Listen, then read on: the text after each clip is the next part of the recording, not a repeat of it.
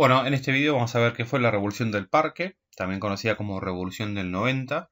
Vamos a explicar las causas, cuáles fueron los principales acontecimientos, cómo fue su desarrollo y, obviamente, qué consecuencias trajo esto para la vida política del país, ¿no? En primer lugar, la Revolución del Parque fue una insurrección cívico-militar ocurrida en julio de 1890, de ahí también el otro nombre, ¿no? Revolución del 90. Fue organizada por la recientemente creada Unión Cívica en contra del gobierno del presidente Miguel Juárez Celman. Si bien la revolución fracasó o no cumplió con los objetivos que se había planteado, obligó al presidente a renunciar, con lo cual fracasó por un lado, pero por otra parte tuvo consecuencias muy importantes, ¿no? Muy relevantes, por lo cual, bueno, Miguel Juárez Celman va a ser reemplazado por su vicepresidente Carlos Pellegrini. Bueno, esta revolución sacudió los cimientos del orden conservador. Hay que recordar que estamos hablando de la generación del 80, que fue un periodo que empieza en 1880 y termina en 1916. En el cual bueno, hubo características políticas y un sistema electoral muy característico de la época, ¿no? Gobernaba una élite, una pequeña oligarquía el país, y gobernaba por medio del fraude electoral, con lo cual se excluía de la vida política a los sectores medios y demás, ¿no?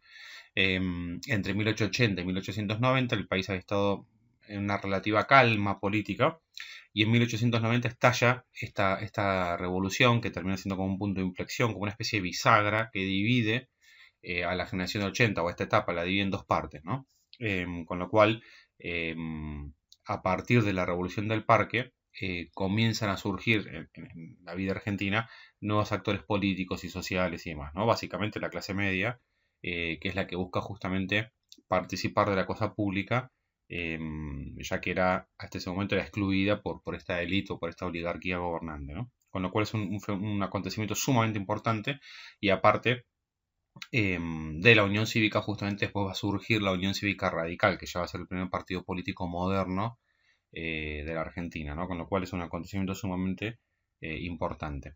Bueno, acá en la foto vemos un grupo de revolucionarios que justamente posaba para la foto. Acá se ven algunos pequeños cañones, bueno, una ametralladora y sus fusiles y demás. Las boinas blancas fueron un distintivo que usaron los cívicos para identificarse entre ellos, ¿no? Hay que tener en cuenta que fueron varios miles de personas las que se rebelan, que obviamente no todos se conocían entre ellos, con lo cual se identificaban con esta boina blanca, y después la boina blanca pasa a ser un distintivo propio de la Unión Cívica Radical, ¿no? Respecto a las causas, hay que aclarar, bueno, que obviamente las causas fueron muchas y hay tres como bloques de causas, digamos, ¿no? Algunas fueron propias del régimen político gobernante en esta época, ¿no? De la generación del 80. Otras fueron propias de la coyuntura internacional que afectaron al país, y otras fueron propias del gobierno de Miguel Juárez Celman. Respecto de las causas propias del régimen político, en primer lugar, el régimen electoral era sumamente fraudulento. Esta oligarquía que gobernaba el país gobernaba justamente gracias al fraude electoral, con lo cual el presidente saliente siempre terminaba designando básicamente a dedo al presidente entrante, ¿no? A quien iba a terminar ganando las elecciones, presidentes, gobernadores y demás, ¿no? Demás cargos políticos. Y siempre el sistema electoral, esta maquinaria electoral, hacía que por medio del fraude y otras eh, otro tipo de trampas más, fuese electo, digamos, eh, quien había designado el partido gobernante, ¿no? Con lo cual el régimen, este sistema electoral era sumamente criticado, obviamente, por muchos sectores de la sociedad, y bueno, esto va a ser una de las causas de la revolución.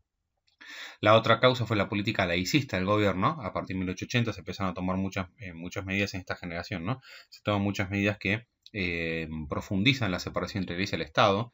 Por ejemplo, la ley de educación común, que establece que la educación iba a ser laica, la ley de registro civil, etcétera. Con lo cual muchos sectores católicos empiezan a ser críticos del gobierno o incluso opositores al gobierno, porque ven con temor cómo el gobierno le quitaba injerencia a la Iglesia en la vida social, ¿no? Y después, obviamente, la exclusión política de los nacientes sectores medios de la Argentina. La Argentina, bueno, gracias al modelo agroexportador se está enriqueciendo mucho, con lo cual empieza a surgir todo un sector social nuevo, que es básicamente la naciente clase media, los trabajadores de cuello blanco, que, bueno, obviamente están excluidos de la vida política, con lo cual estos sectores empiezan a reclamar participación en la cosa pública, digamos, ¿no? Con lo cual estas Estas tres causas fueron más bien propias del régimen político por ahí y no tuvieron nada que ver con lo que era específicamente el gobierno de Juárez Selman, ¿no? Por otra parte, se suma el contexto internacional. Hubo una grave crisis económica que se había prolongado durante 2 años y esta crisis económica había originado, bueno, caída de los salarios, o sea, el valor real de los salarios, desocupación, huelgas y demás, con lo cual el clima o el contexto económico y social era muy complejo. Obviamente que esto no tenía nada que ver ni con el régimen político ni con el gobierno de Juárez Selman. La Argentina, por su forma de insertarse en el mercado internacional, gracias al modelo agroexportador, era sumamente dependiente de que ese comercio internacional de que el comercio internacional funcionara bien, diríamos, ¿no?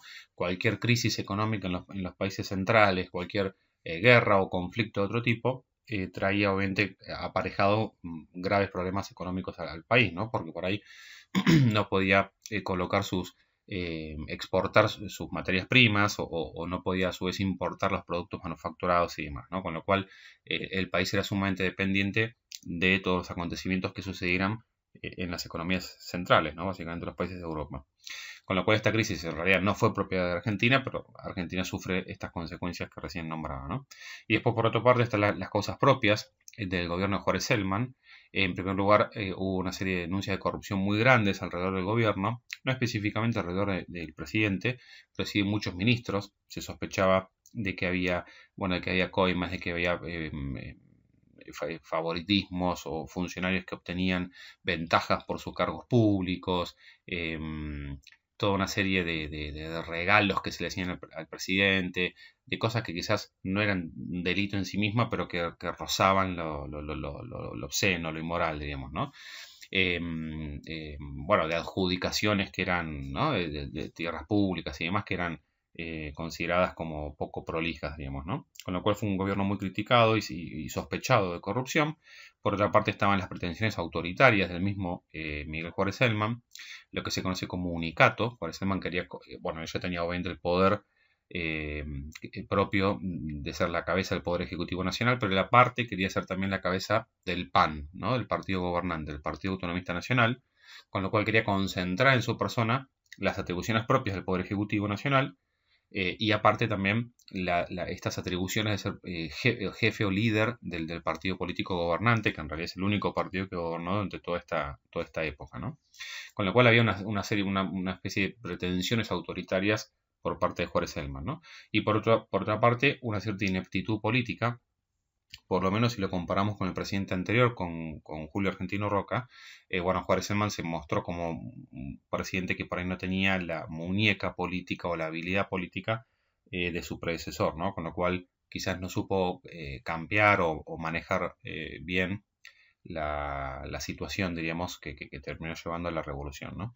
Bueno, acá tenemos una imagen de Miguel Juárez Selman. Él fue presidente entre 1886 y 1890, ¿no?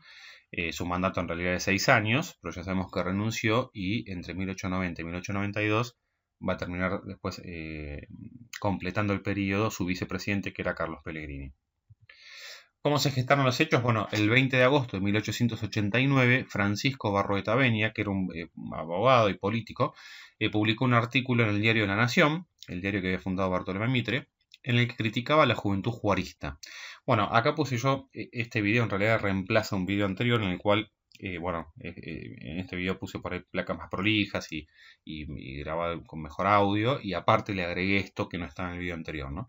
Porque me parece interesante que de este artículo, que es el que origina, por así decirlo, la mecha que enciende la revolución del parque, me parece interesante bueno, que pudiésemos compartir eh, algunos fragmentos de este artículo, ¿no?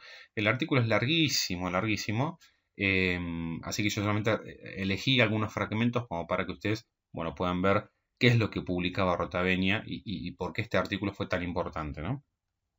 Bueno, él decía, entre otras cosas, él sostenía lo siguiente: él publica el artículo justo el mismo día en el cual un grupo de jóvenes de la ciudad de Buenos Aires o de la capital federal le iban a hacer un banquete a Juárez Selman en el cual le iban a declarar su incondicionalidad.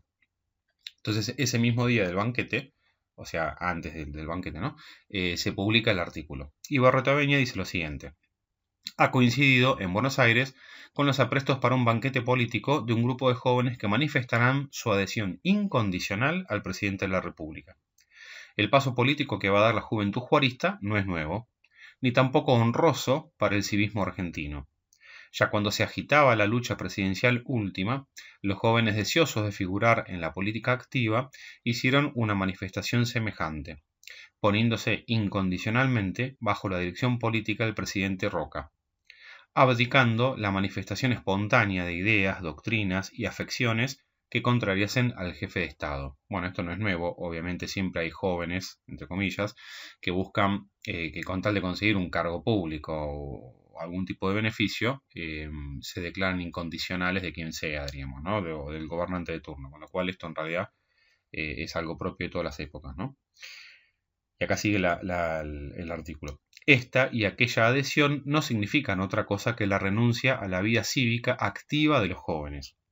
Acá hay una parte en la cual él, Barrotaveña, iba mencionando cada uno de los países más importantes del mundo, iba mencionando cómo los jóvenes, por ejemplo, en la Rusia zarista estaban luchando en contra de la monarquía absoluta para obtener libertades civiles y políticas, los jóvenes de, no sé, de Italia estaban luchando por, no sé, qué otra cosa. Bueno, iba mencionando a cada uno de los países de Europa o muchos países de Europa, o incluso Estados Unidos, y mencionando qué estaban haciendo los jóvenes. Y básicamente en todos los países estaban luchando por obtener mayores derechos sociales, civiles, políticos, económicos, etc., ¿no?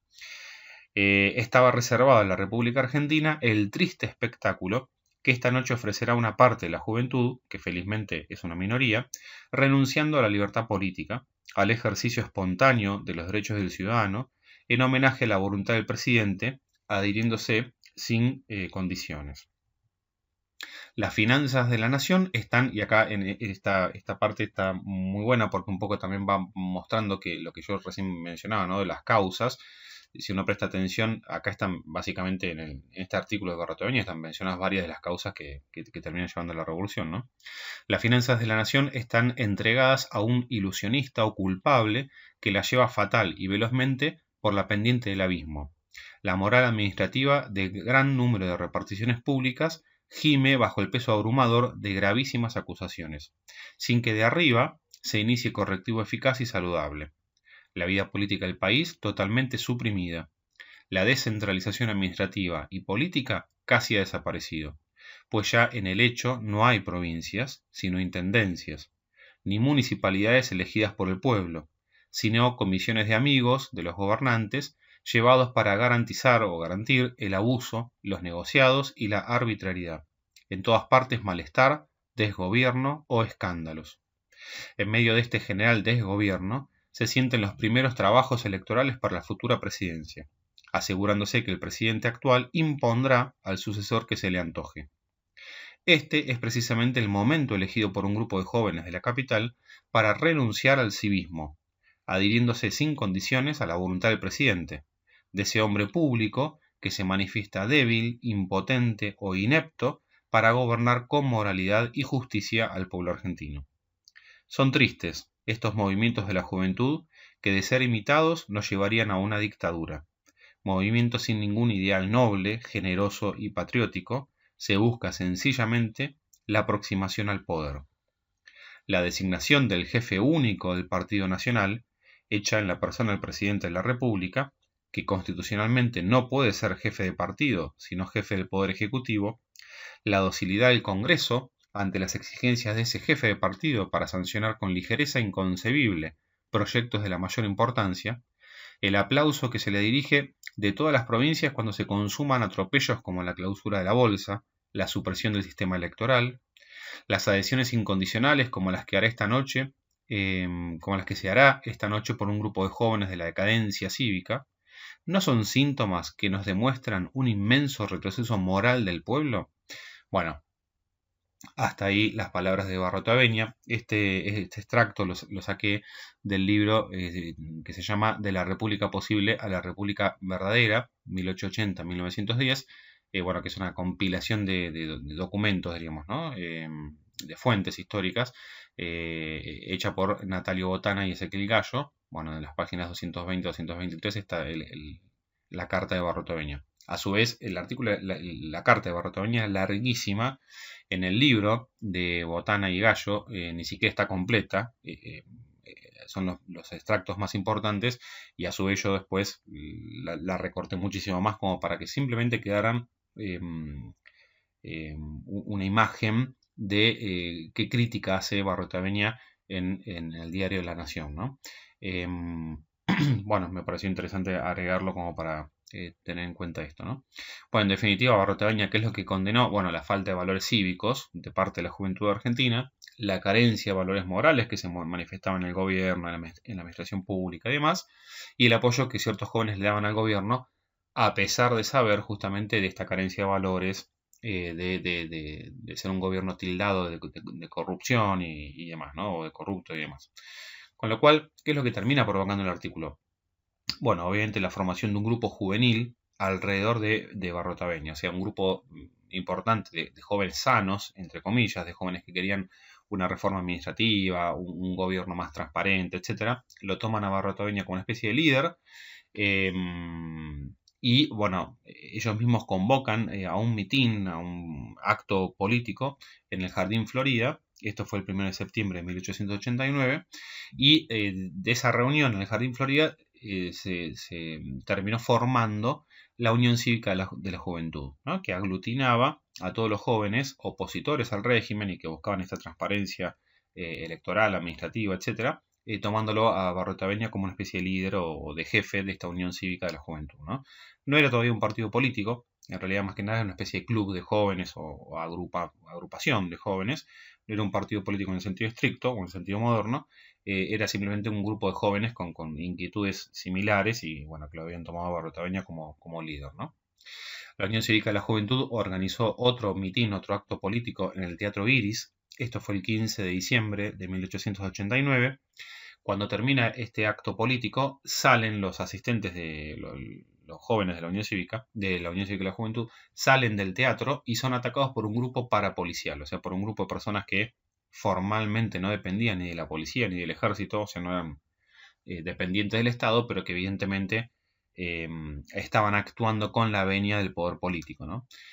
Para colmo, estaba presente la policía y la policía, en lugar de detener el ataque de este grupo parapolicial, de este grupo de matones, por así decirlo, o bueno, sí, de matones, la policía, en lugar de detener a los matones, se suma a la golpiza que le dan a estos jóvenes, con lo cual estos jóvenes o esta gente que participó de este acto político fue golpeada y reprimida, tanto por el grupo parapolicial como por la policía presente, digamos, ¿no? Con lo cual reciben por ambos lados, digamos, ¿no?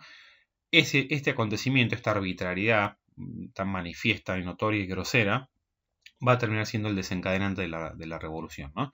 Pocos días después se juntan varios líderes opositores al gobierno, Aristóbulo del Valle, Leandro Alem y otros líderes opositores, bueno, y deciden levantarse en armas, dada la arbitrariedad del gobierno bueno, las características del sistema político que hacían imposible que un partido opositor lograra llegar a gobernar el país, ¿no? Una vez que se deciden levantarse en armas, se elige como líder militar de la revolución al general Manuel Campos, que lo había presentado Mitre. A estos líderes opositores le presenta Mitre a Campos, y Campos queda designado como líder militar de la revolución, ¿no? Bueno, acá tenemos una imagen de Francisco Barrotaveña. Bueno, la Unión Cívica de la Juventud buscó obviamente ampliar sus bases de apoyo formando un partido político más amplio, con lo cual, ahora vamos a seguir hablando de esto, en enero de 1890 la crisis económica se agravó más todavía, hubo una serie de corridas bancarias, subas de precios así muy marcadas e importantes, con lo cual la situación económica se hacía todavía más escandalosa, más angustiante. Bueno, y después el 13 de abril de 1890 se funda finalmente la Unión Cívica, ¿no? Habíamos dicho que la Unión Cívica de la Juventud está buscando ampliar sus bases de apoyo, con lo cual se van a terminar sumando a la Unión Cívica de la Juventud un montón de sectores opositores para formar un partido más amplio, ¿no? Participan básicamente todos los sectores opositores al gobierno, por ejemplo, Bartolomé Mitre y todos los mitristas, Bartolomé Mitre, expresidente, ¿no? Todos los líderes católicos opositores al laicismo del régimen, principalmente José Manuel Estrada, también bueno, Pedro Goyena y otros líderes más de los sectores católicos, bueno, opositores al gobierno, Juan B. Justo, Francisco Barreto Aveña y obviamente todos los jóvenes de la Unión Cívica de la Juventud, antiguos alcinistas, por ejemplo Leandro Alem, Aristóbulo del Valle, etc. Leandro Alem de hecho va a ser el presidente de este nuevo partido que se va a llamar Unión Cívica, ¿no? Con lo cual ahora se le quita a la Unión Cívica de la Juventud, se transforma en Unión Cívica, obviamente como ya no es un partido, un movimiento que aglutine solamente a jóvenes, se le quita esta última parte del nombre, la Unión Cívica de la Juventud, se le quita el de la Juventud y queda solamente el nombre Unión Cívica, ahora sí ya como un partido más estructurado que aglutina a todos los sectores opositores al gobierno, ¿no? Jóvenes y gente que no era para nada joven, ¿no? Bueno, la Unión Cívica organiza una marcha sobre Plaza de Mayo, eso termina haciendo que renuncien todos los ministros de Juárez Selman y los cívicos empiezan a hacer los preparativos para la revolución, ¿no? Acá tenemos una foto de Leandro Alem, que va a ser uno de los líderes justamente de la Unión Cívica, el presidente de la Unión Cívica, un personaje de lo más interesante y curioso, ¿no?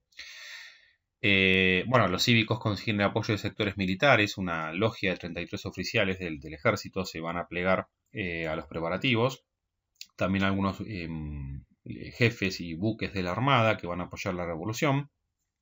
Dentro de estos oficiales, por ejemplo, estuvo el subteniente José Félix Uriburu, que va a ser después el que, muchos años más adelante, realice el golpe de Estado de 1930 y asuma como presidente provisional en 1930, ¿no?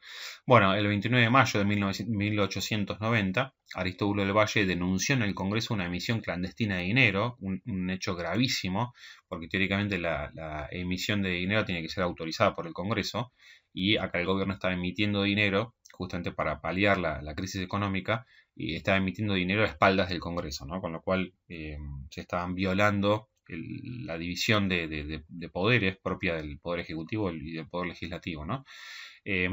Bueno, todos hechos que fueron agravando la situación y fortaleciendo la decisión de los rebeldes de levantarse, ¿no? De levantarse en armas. Los cívicos, bueno, logran el apoyo del general Domingo Viejo Bueno, que era el jefe del parque de artillería, y bueno, pues en junio de 1890 se produce una cesación de pagos con la casa Baring Brothers, con lo cual la situación se hacía más grave todavía, ¿no? Acá está una foto de la entrada al parque de artillería que está ubicado en lo que hoy en día es Plaza Lavalle, en el lugar que ocupa el Palacio de Justicia de la Nación. El parque de artillería es una especie como de regimiento que servía como de depósito en algún sentido de material de guerra y municiones y demás, ¿no? Bueno, ¿cuál era el plan que tenía la Unión Cívica? El 26 de julio de 1890 se iba a producir el levantamiento a las 4 de la mañana. Todos los rebeldes iban a armar, o sea, se iban a concurrir al parque de artillería e iban a armarse ahí. La flota rebelde de la Armada iba a bombardear la casa de gobierno y el cuartel de retiro. Y los rebeldes iban a tomar como prisioneros bueno, al presidente Juárez Selman, a Carlos Pellegrini, el vicepresidente, al general Levalle, que era el ministro de Interior, y a Julio Argentino Roca, o sea, las principales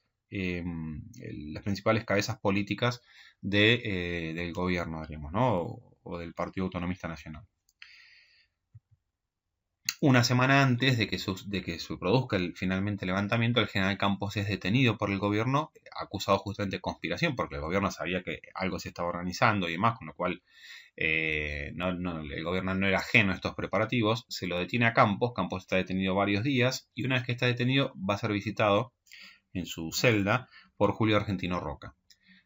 Nadie sabe qué es lo que pasó entre Campos y Roca, qué es lo que hablaron. Obviamente Campos nunca dijo nada, Roca tampoco, y tampoco hubo testigos, con lo cual es imposible saber qué es lo que ellos hablaron o conversaron. Pero prácticamente todos los historiadores están de acuerdo en que evidentemente hubo un acuerdo secreto entre Roca y Campos, ¿no? Probablemente Roca lo convence a Campos de que Campos haga estallar la revolución, pero que la revolución fracase, ¿no? Y después ahora cuando veamos qué es lo que pasa en la revolución, vamos a ver por qué estaba interesado Roca en hacer esto, ¿no? Entonces, bueno, finalmente la revolución del parque estalla ese sábado 26 de julio de 1890. Acá, bueno, hay un diagrama con lo que era la ciudad, ¿no? La flota se iba en el río, diríamos, iba a bombardear la casa de gobierno y los cuarteles de retiro. Los revolucionarios sumados a algunos regimientos que se iban a aplicar también a la revolución, iban a tomar los principales puntos de la ciudad, digamos, ¿no? El cuartel de policía, los cuarteles de retiro, tomar control de los ferrocarriles y demás, ¿no? Bueno, el general Campos entonces, cuando ni bien empieza la revolución, cambió el plan de atacar y de tomar la casa de gobierno. Empezó a dar órdenes, o sea, dio varias órdenes para hacer que la gente permanezca dentro del parque, o sea, en lugar de salir a tomar estos objetivos importantes, ¿no? La casa de gobierno, cuartel de la policía, ferrocarril, etcétera. En lugar de que la gente salga a cumplir con estos objetivos, él empieza a retenerlos dentro del parque de artillería, dando distintos argumentos bastante ridículos en realidad, tan ridículos que inicialmente no sospecharon nada de Campos los cívicos, pero después, a medida que vaya pasando el tiempo, van a empezar a sospechar. Alem fue uno de ellos, ¿no? Alem va a decir después que él empezó a sospechar, pero que en definitiva terminó confiando en Campos, porque bueno, Campos era un general del ejército argentino, con lo cual él era el mejor experto para saber cómo llevar a cabo una revolución militar, en definitiva, ¿no? Una revolución armada. Con lo cual terminan confiando en Campos y después se van a dar cuenta que obviamente acá hubo gato encerrado, ¿no? Entonces Campos ordena que se mantengan todos dentro del parque de artillería. Entonces empieza a dar una serie de excusas bastante ridículas, que los rebeldes tenían que conocerse para no dispararse entre ellos, que tenían que alimentarse. Bueno, irónicamente, claro, uno no puede hacer una revolución con la panza vacía, diríamos, ¿no? Entonces, no, tienen que alimentarse y después vamos a salir a atacar. Hay que esperar a que las tropas leales se pasen a la revolución. Esto fue todo lo contrario. Como las tropas leales no se pasan a la revolución justamente cuando ven que en el parque había una inactividad total, ¿no? Con lo cual, bueno, fue exactamente lo contrario, ¿no? Entonces hay que esperar que las tropas leales se pasen a la revolución, lo que no va a pasar. Hay que esperar que el gobierno se ataque en el parque. Eso es una locura, esperar a que te rodeen y que te ataquen a vos es, digo, algo que va en contra del ABC de cualquier acción militar, ¿no? Con lo cual, bueno, y es más, Campos después termina ordenando detener ataques en los cuales los cívicos tomaron la iniciativa, ¿no? Los cívicos salen para conquistar ciertos objetivos, Campos los hace retroceder y volver, con la excusa de que tienen que atacar todos al mismo tiempo, etc. Campos da un montón de excusas banales para hacer justamente que los cívicos no salgan del parque de artillería o de la zona en la cual estaban acantonados y obviamente darle tiempo al gobierno como para poder rodear toda la zona, ¿no? Todo el sector. Bueno, alrededor del parque de artillería había 50 cantones revolucionarios con en 100 manzanas más o menos. Si acá está el parque de artillería y esta es Plaza Lavalle, cada uno de estos puntos rojos eran cantones en los cuales los cantones eran básicamente esto, ¿no? Había algunos en los cuales se habían levantado los adoquines en las calles y se habían hecho una especie de trincheras, detrás de las cuales había ametralladoras, fusiles y todo lo demás, o lisa y llanamente en una esquina se tomaban las azoteas o las terrazas de las casas y ahí se acantonaban los rebeldes, diríamos, ¿no? Controlando el movimiento por esas calles, diríamos, que daban a esa esquina, diríamos, ¿no? Bueno, acá tenemos una imagen o varias imágenes, ¿no? Estos heridos atendidos en una azotea de una casa y acá las barricadas y los cantones revolucionarios, ¿no? La cantidad de cantones que se forman alrededor del parque de artillería es enorme. Fíjense que acá dice cantones, por ejemplo, hasta Moreno, 9 cuadras había de cantones. Lo mismo acá, cantones hasta la calle Junín, 7 cuadras, con lo cual había todo un anillo defensivo alrededor del parque de artillería, ¿no? Y obviamente después acá en azul están las tropas del gobierno y demás, ¿no? Bueno, los que se rebelan son cerca de 2.500 cívicos. Algunos cantones llegaron a tener cerca de 100 milicianos, como el Palacio Miró. Bueno, en general los cantones igual eran más chicos, ¿no? Por ahí tenían 20, 30 personas, pero algunos de ellos llegaron a tener hasta 100 personas, ¿no? Bueno, ¿por qué fracasó la revolución? Acá hay un montón de aspectos para comentar, ¿no? En primer lugar, la inacción de Campos, que ya hemos dicho, Campos se queda encerrado en el parque de artillería, detuvo a la gente que no quiso que avanzara para cumplir con sus objetivos y eso obviamente que le terminó dando tiempo al gobierno para que reforzara su propia posición, el gobierno, para atraer del interior un montón de regimientos leales al gobierno y aparte provocó que esa inacción provocó que muchos regimientos que se iban a sublevar, que se iban a pasar a la a los rebeldes, al movimiento rebelde, finalmente no lo hicieran cuando vieran que Campos no tomaba la posta, que no pasaba la acción, ¿no? Con lo cual la inacción de Campos claramente fue uno de los elementos que terminó haciendo fracasar la revolución. Por otra parte, los líderes del gobierno nunca fueron detenidos. Inicialmente el plan dijimos que era detener a Juárez Celman, a Roca, a Pellegrini, etcétera. Bueno, al final nunca se los detiene. En el parque de artillería existían la mitad de las 510.000 balas o municiones de Remington que teóricamente figuraban en los inventarios. Nunca nadie supo qué pasó con eso. Quizás esas municiones fueron vaciadas de forma secreta por parte del gobierno, sabiendo que iban a tomar el parque de artillería como punto de apoyo para la revolución. Hay otros historiadores que dicen que quizás la corrupción, por así decirlo, había hecho que se fueran vendiendo municiones, pero bueno, eso sería bastante raro, que desaparecieran tantas municiones. Lo cierto es que evidentemente algo raro hubo, porque teóricamente figuraban más de 500.000 balas de Remington y finalmente se encuentran muchísimas menos, con lo cual, bueno, eso fue otro elemento que terminó haciendo que los rebeldes se rindan porque se quedaron sin municiones, digamos, ¿no? Y tampoco hubo coordinación con la flota sublevada, la cual terminó disparando al azar. Se le iba a dar la indicación a los buques rebeldes, a los buques que se habían sublevado, la indicación de a dónde disparar por medio de un sistema de señalamiento con una serie de globos, que al final eso nunca se pudo hacer, con lo cual los buques rebeldes terminaron disparando a cualquier lado, básicamente, y eso terminó provocando, bueno, acá hay uno de los buques rebeldes, ¿no? El crucero de la Patagonia, que fue el buque insignia de la flota revolucionaria que bombardeó Buenos Aires. Esto terminó provocando que un buque norteamericano que estaba en la rada en el puerto, el USS Tulapuse, terminó dándoles la indicación a los buques rebeldes que dejaran de disparar porque se daban cuenta que estaban disparando al azar, con lo cual les dice a los buques argentinos que dejen de disparar o ellos mismos, los yanquis, iban a abrir fuego contra los buques argentinos, con lo cual los buques argentinos dejan de disparar y después la tripulación de este buque norteamericano fue, bueno, condecorada por el gobierno, ¿no? Bueno, ¿qué pasa? Dijimos que la revolución había estallado el 27 de julio, 26 de julio. ¿Qué pasa el domingo 27 de julio? Los combates se sucedieron hasta las 10 de la mañana. A esa hora se pide un cese del fuego. Luego el general Campos pide una tregua de 24 horas para enterrar a los muertos, que ya a esta altura había muchísimos muertos de ambos bandos, diríamos, ¿no? Muchísimos muertos. Con lo cual primero se pide el cese del fuego y después una tregua de 24 horas. El lunes 28 de julio se decide capitular finalmente porque ya se veía la zona del parque y los cantones que estaban alrededor estaban ya totalmente rodeados, se estaban quedando sin municiones, etcétera, con lo cual no tenía sentido seguir la lucha. Y el martes 29 de julio, bueno, finalmente se terminó firmando la capitulación en el Palacio Miró, que acá está la imagen del Palacio Miró, que habíamos dicho que era un cantón que tenía más de 100 rebeldes, digamos, ¿no? Dentro del palacio. Bueno, ¿cuáles son las consecuencias que tiene la revolución del parque? Las consecuencias que trae la revolución del parque. Bueno, en primer lugar hubo cerca de 1.500 bajas entre muertos y heridos. Nunca se supo bien la cantidad de muertos, pero fueron muchos obviamente, tanto de los rebeldes como por parte de los soldados y agentes que actuaron para el gobierno. En segundo lugar, hubo un senador o diputado, no recuerdo, llamado Pizarro, que era cordobés, que pronuncia en el Congreso, unos días después de la revolución, del fracaso de la revolución, pronuncia en el Congreso una frase que terminó siendo lapidaria para el gobierno de Juárez Celman.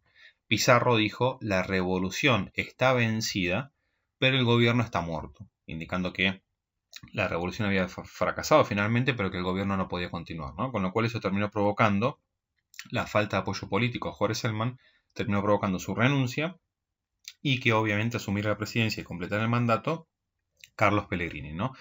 Acá tenemos la imagen de Carlos Pellegrini, bueno, presidente argentino entre 1890 y 1892.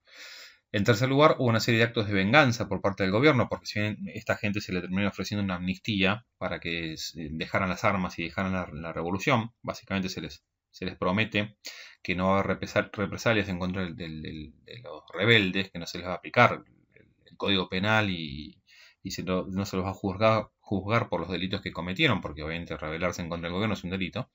Con lo cual se les ofrece una amnistía para que dejen las armas, básicamente se les perdonaba este delito, a cambio de que la revolución finalizara rápidamente, ¿no? Con lo cual muchos de los rebeldes dejan las armas y se vuelven a sus casas, pero después hubo una serie de actos de venganza y muchos líderes de la revolución del parque empiezan a aparecer muertos en circunstancias extrañas, con lo cual hubo una serie de ajustes de cuentas por parte del gobierno en contra de los rebeldes, ¿no? Bueno, obviamente que se construyó después el panteón a los caídos en la revolución del parque. Acá está una imagen bueno, pequeña, una imagen del panteón de los muertos de la revolución del 90 en el cementerio de La Recoleta. Y algunas de las consecuencias más importantes, bueno, es obviamente el ingreso, o la revolución del parque marca el ingreso de la clase media a la vida pública argentina, a la vida política argentina. La clase media ya no puede ser ignorada como un nuevo actor político y social en la Argentina.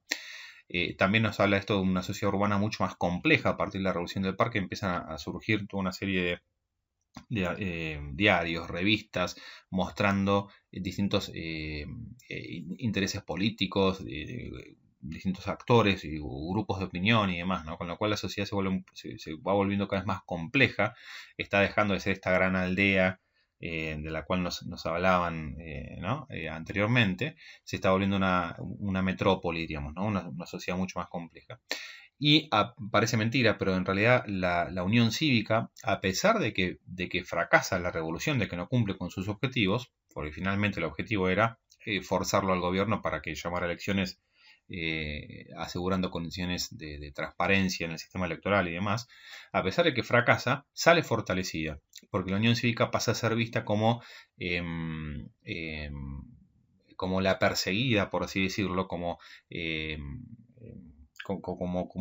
un nuevo actor político que buscó una mejora para el país, la transparencia, etcétera, una reforma administrativa, reforma y demás, y que después va a ser perseguida por el gobierno, ¿no? Con lo cual, en lugar de cumplir el papel de victimario, ¿no? O de responsable de la revolución, pasa a cumplir el papel de víctima, digamos, ¿no?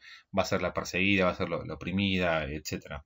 Con lo cual, a pesar del fracaso, para la Unión Cívica en algún sentido fue un éxito porque terminó, bueno, primero, obviamente, provocando la renuncia de un presidente, pero aparte eso terminó fortaleciendo su imagen y va a ser la mejor propaganda, por así decirlo, del partido, va a ser justamente haber encarado esta revolución, ¿no?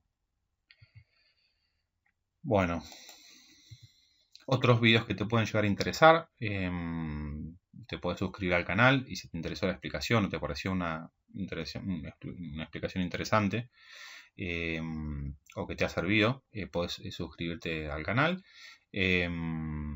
Bueno, espero que haya sido clara y te dejo también en los comentarios del video algún material, algún texto que yo he utilizado para preparar este video y que puede servir como para profundizar un poco más la historia de la Unión Cívica, de la Unión Cívica Radical en este periodo. Espero que te haya gustado, nos vemos en la próxima.